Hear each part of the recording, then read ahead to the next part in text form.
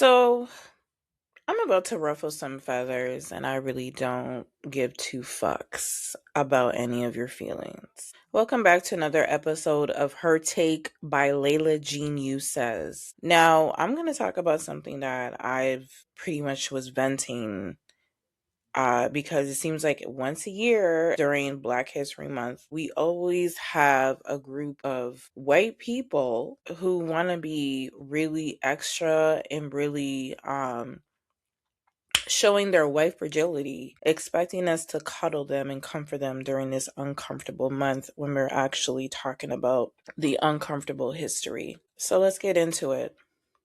Now, this episode is about putting the mirror in front of your face, telling you that this is really not about you. This is strictly about Black people. My issue is that it seems as though that during the month of Black history, when I notice when it comes to a lot of white people, the ones that are racist, they haven't done the inner work. They haven't decolonized their mind. They haven't really unlearned their racist behavior, upbringing. Those are the white people I'm talking about. And I don't really give two fucks about none of y'all. Because I'm not really looking for your validation. Because I really don't. Because I only care about Black people. That's it. So let's get into something that's been sitting heavy with me. Is that Black History Month comes around every year. And suddenly there's a shift. People are nicer, more polite, more careful with their words, more supportive. And I need to say this very clearly. If your respect for Black people only activates for 28 days in February, it's not respect. It's very performative. Because what I've noticed is this Black History Month isn't treated as a time for truth. It's treated as a time for white guilt management. And I'm really tired of it because every February, a lot of white people decide, let me be extra nice to Black people. Let me listen, but not too deeply. Let me acknowledge history, but don't make me uncomfortable. And then when March 1st hits, it's back to business as usual, back to microaggressions, back to dismissing racism, back to gaslighting Black people about their lived experience, which a lot of you do. So no, don't clap for yourself because you didn't say something racist this month. That bar is in hell. So I remember I was watching a clip from what's her name? I think it's Jane. She had this blue eye, green eye experiment where she basically separates people of how they treat the blue eye and the green eye. One of the things she said about white people is that they really cannot stand seeing themselves evil in the light. Like they need to be good.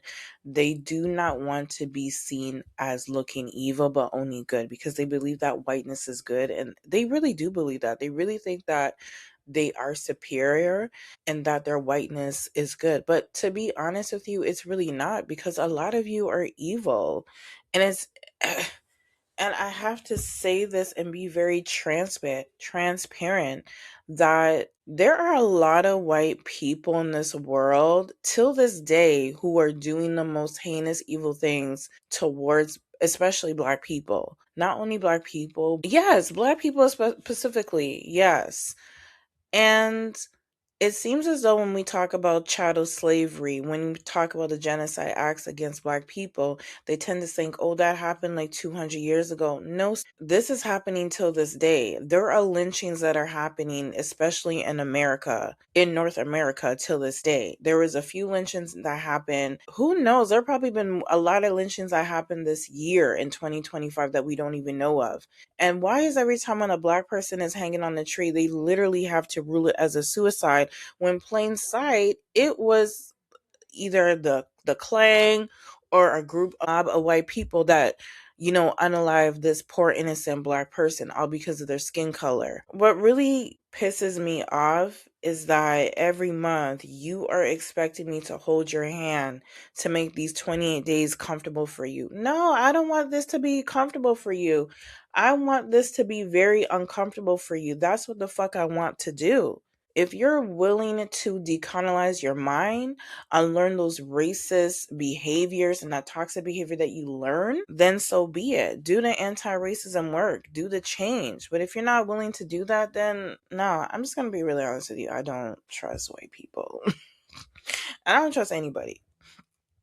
But that's just me, because I'm not going to speak about every black person. I'm only going to speak for myself. But when it comes to black people who are supposed to come for white people during Black History Month, when the history comes up about genocide, enslavement, medical experimentation, mass incarceration, redlining, police violence, suddenly it's, this makes me uncomfortable. This is hard to hear. I feel so bad. And somehow we're supposed to respond with softness. Let me be fucking clear.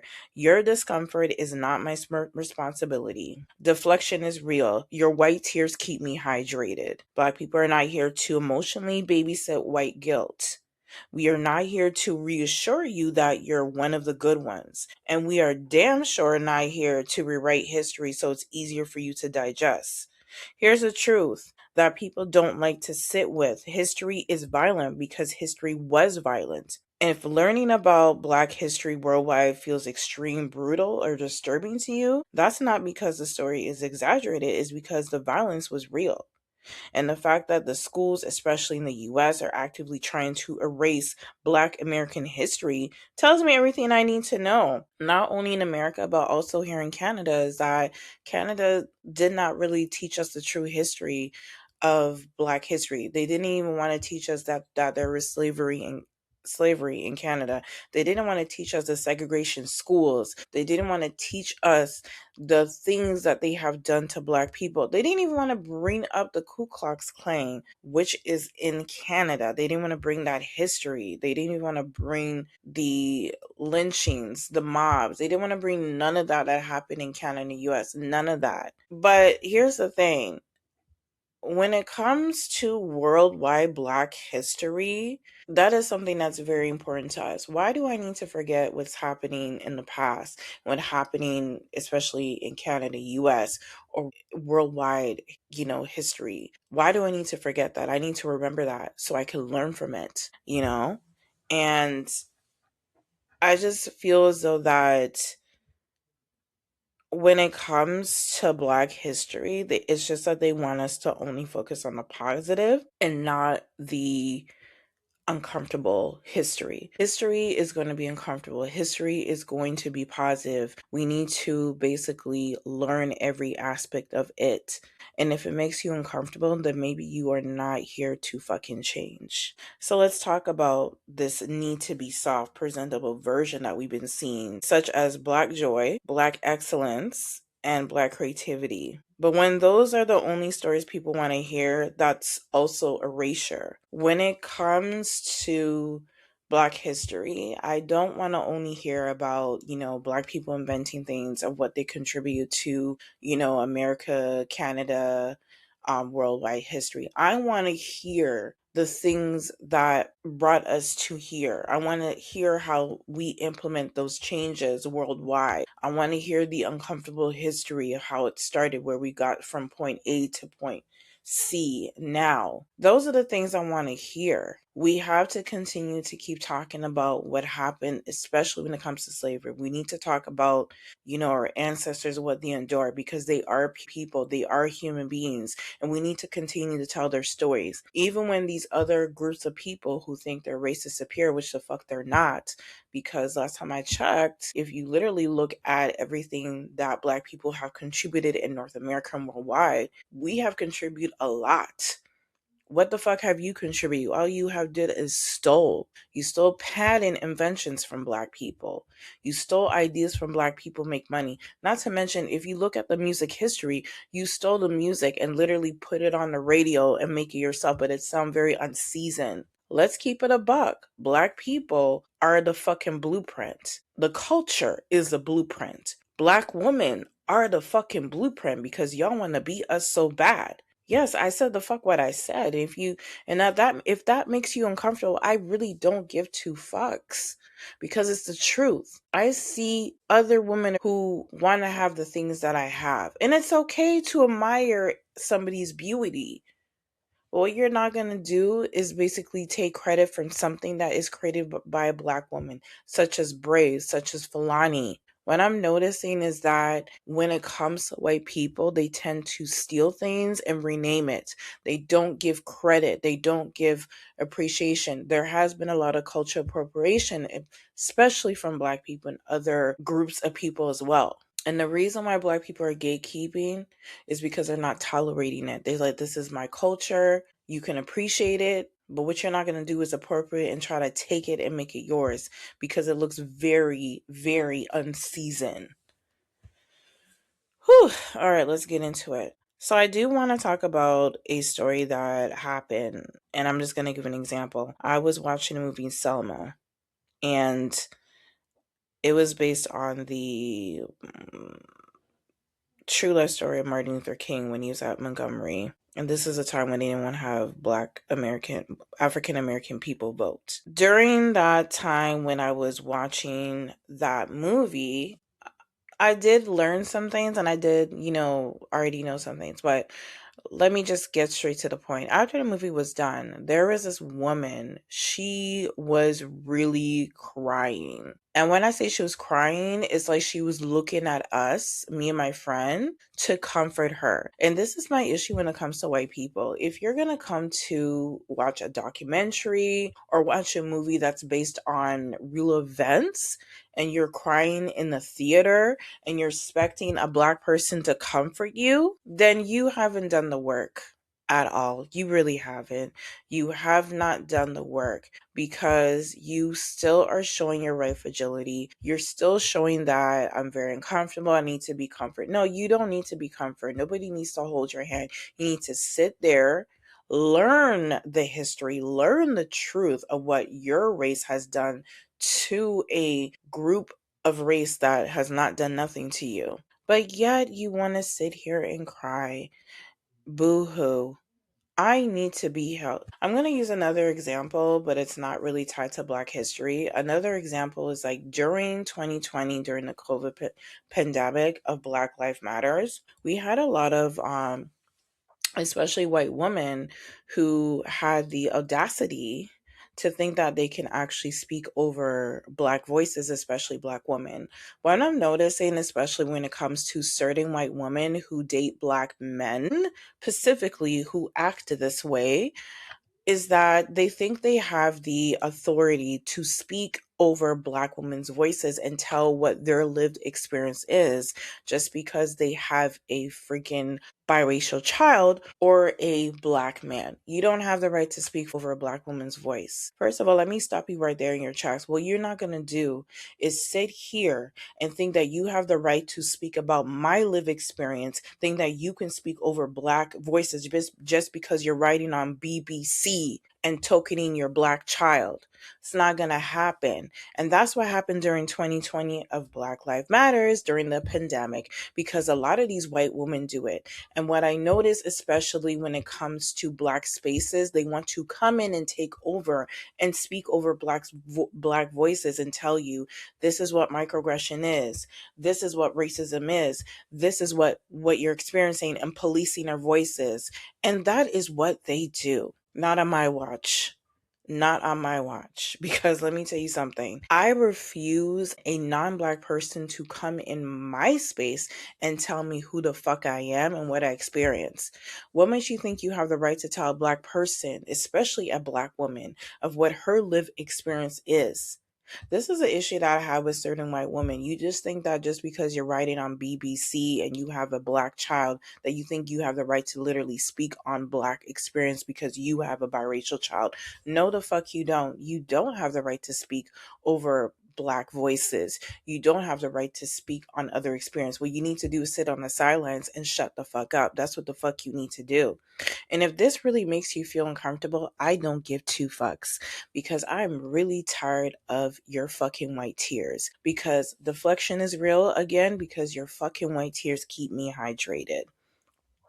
But suddenly when a woman, especially a Black woman, speaks her truth, we're known to be aggressive, and you don't like that. A lot of Black women had to put them in their place. And that's what happened, because it just seems as though that you think it's right for you to speak over Black voices and police us what we're supposed to say, what we're not supposed to do, because it doesn't work in your favor. It's like we're supposed to spoon fill you certain things that make you feel uncomfortable. It's not our job to educate you. It's not our job to do everything for you.